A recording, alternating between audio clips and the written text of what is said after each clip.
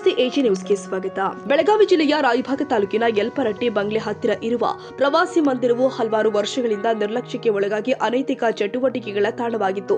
ಈ ವಿಷಯವನ್ನ ಗಮನಿಸಿದ ಕುಡಚಿ ಕ್ಷೇತ್ರದ ಶಾಸಕ ಮಹೇಂದ್ರ ತಮ್ಮಣ್ಣ ಅವರು ಸಂಬಂಧಪಟ್ಟ ಅಧಿಕಾರಿಗಳ ಗಮನಕ್ಕೆ ತಂದು ಇದನ್ನ ಮರು ಪ್ರಾರಂಭಗೊಳಿಸಲು ಎಷ್ಟು ವೆಚ್ಚವಾಗುತ್ತೆ ಎಂಬ ವಿವರವನ್ನ ನನಗೆ ತಿಳಿಸಿ ಸರ್ಕಾರದಿಂದ ಅನುದಾನ ಮಂಜೂರು ಮಾಡಿಸಿಕೊಡ್ತೀನಿ ಅಂತ ಸೂಚನೆ ಕೊಟ್ಟಿದ್ದಾರೆ.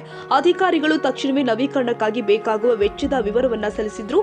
ಬಳಿಕ ಶಾಸಕರು ಸರ್ಕಾರದ ಗಮನಕ್ಕೆ ತಂದು ಅಗತ್ಯ ಅನುದಾನವನ್ನ ಮಂಜೂರು ಮಾಡಿಸಿ ಪ್ರವಾಸಿ ಮಂದಿರಕ್ಕೆ ಮರುಜೀವ ಕೊಟ್ಟಿದ್ದಾರೆ. ಇದೀಗ ಆ ಮಂದಿರವು ಸುಸಜ್ಜಿತವಾಗಿ ಸಾರ್ವಜನಿಕರ ಬಳಕೆಗೆ ಸಿದ್ಧವಾಗಿದೆ. ನವೀಕರಣಗೊಂಡ ಪ್ರವಾಸಿ ಮಂದಿರದ ಉದ್ಘಾಟನೆಯನ್ನ ಕರ್ನಾಟಕ ನೀರಾವರಿ ನಿಗಮದ ವ್ಯವಸ್ಥಾಪಕ ನಿರ್ದೇಶಕರು ಆಗಿರುವಂತಹ ರಾಜೇಶ್ ಅಮಿನಭಾವಿ ಹಾಗೂ ಕುಡಚಿ ಶಾಸಕ ಮಹೇಂದ್ರ ತಮ್ಮಣ್ಣವರ ಜಂಟಿಯಾಗಿ ರಿಬ್ಬನ್ ಕತ್ತರಿಸುವುದರ ಮೂಲಕ ನೆರವೇರಿಸಿದ್ರು. ನವೀಕರಣಗೊಂಡ ಪ್ರವಾಸಿ ಮಂದಿರವು ಗ್ರಾಮೀಣ ಪ್ರದೇಶದ ಅಭಿವೃದ್ಧಿಗೆ ಮತ್ತೊಂದು ಹೆಜ್ಜೆಯಾಗಿದ್ದು ಸಾರ್ವಜನಿಕರ ಸೇವೆಗೆ ಸಮರ್ಪಿತವಾಗಿದೆ.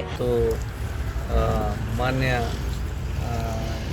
ಕುಡಚಿ ವಿಧಾನಸಭಾ ಕ್ಷೇತ್ರದ ಶಾಸಕರೊಂದಿಗೆ ಹಾಗೂ ಗ್ರಾಮಸ್ಥರು, ಗ್ರಾಮದ ಮುಖಂಡರು ಮತ್ತು ನಮ್ಮ ಇಂಜಿನಿಯರ್ ಬಳಗದೊಂದಿಗೆ ಎಲ್ಲ ಸೇರಿ ನಾವು ಇವತ್ತು ಇದನ್ನು ಉದ್ಘಾಟನೆ ಮಾಡಿದ್ದೀವಿ. ತುಂಬ ಸಂತೋಷದಿಂದ ನಾನು ಬೆಂಗಳೂರಿಂದ ಬಂದು ಭಾಗವಹಿಸಿದ್ದೀನಿ.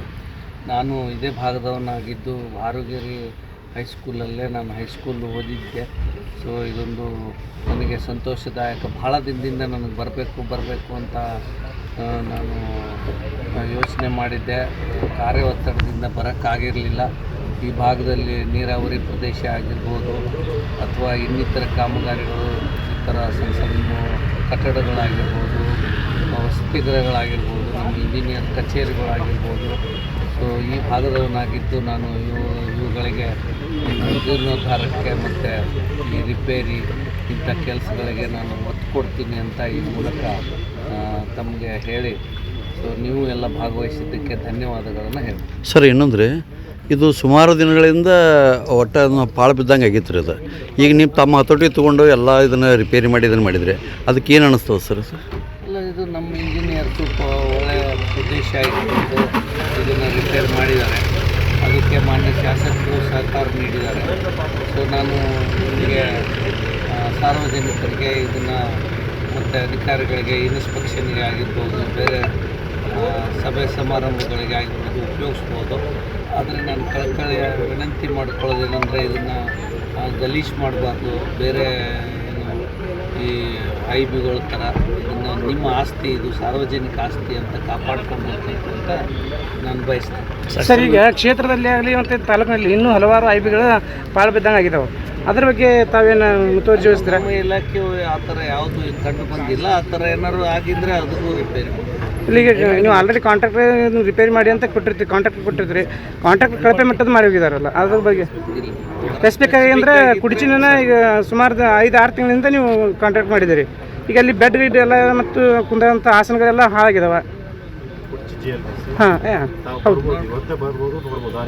ನಾನು ಈಗ 15 ಒಂದು ಮಂತ್ ನಿಮಗೆ ಫೋನ್ ಮಾಡಿದ್ದೀನಿ. ನಾನು ನಿಮಗೆ ಫೋನ್ ಮಾಡಿ ಮಾತಾಡಿದ್ದೀನಿ. ಅದು ನೋಡೋಣ, ಸ್ಪೆಸಿಫಿಕ್ ಆಗಿ ಯಾವ್ದಾದ್ರು ಇದ್ರೆ ಅದನ್ನು ಸರಿ. ಈ ಸಂದರ್ಭದಲ್ಲಿ ಬ್ಲಾಕ್ ಅಧ್ಯಕ್ಷ ಪ್ರದೀಪ್ ಹಾಲ್ಗುಣಿ, ಶಂಕರಗೌಡ ಪಾಟೀಲ್, ಕಲ್ಮೇಶ್ ಕಾಂಬ್ಳೆ, ಹಮೀದುದ್ದೀನ್ ರೋಹಿಲೆ, ನೀರಾವರಿ ಇಲಾಖೆ ಅಧಿಕಾರಿಗಳು, ಕುಡಚಿ, ಸುಟ್ಟಟ್ಟಿ, ಮೊರಬಾ, ಪರಮಾನಂದವಾಡಿ, ಯಲ್ಪರಟ್ಟಿ, ನಿಲಜಿ ಹಾಗೂ ಆಲಕನೂರ ಗ್ರಾಮಗಳ ಮುಖಂಡರು, ಪಕ್ಷದ ಕಾರ್ಯಕರ್ತರು ಹಾಗೂ ಶಾಸಕರ ಅಭಿಮಾನಿಗಳು ಉಪಸ್ಥಿತರಿದ್ದರು.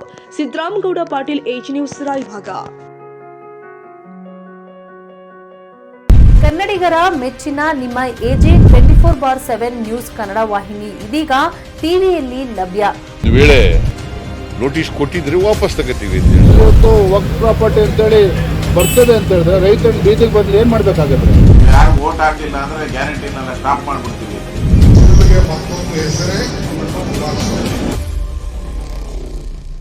ಕರ್ನಾಟಕ ಮತ್ತು ದೇಶ ವಿದೇಶ 360 ಡಿಗ್ರಿ ಸುದ್ದಿ ಹಾಗೂ ಉತ್ತರ ಕರ್ನಾಟಕ, ಬೆಳಗಾವಿ, ಬಾಗಲಕೋಟೆ, ಧಾರವಾಡ, ಹಾವೇರಿ, ಗದಗ, ಬಿಜಾಪುರ ಜಿಲ್ಲೆಯ ಕ್ಷಣದ ವಿವರವನ್ನ ಪಡೆಯುವುದಕ್ಕೆ ಎಜೆ 24/7 ನ್ಯೂಸ್ ಕನ್ನಡ ವಾಹಿನಿಯನ್ನ ಲೈಕ್ ಮಾಡಿ, ವಿಡಿಯೋಗಳನ್ನ ಶೇರ್ ಮಾಡಿ, ಕಮೆಂಟ್ ಮಾಡುವ ಮೂಲಕ ನಮ್ಮ ವಾಹಿನಿಗೆ ಸಹಕಾರ ನೀಡಿ ಮತ್ತು ಚಾನೆಲ್ ಅನ್ನ ಸಬ್ಸ್ಕ್ರೈಬ್ ಮಾಡಿ.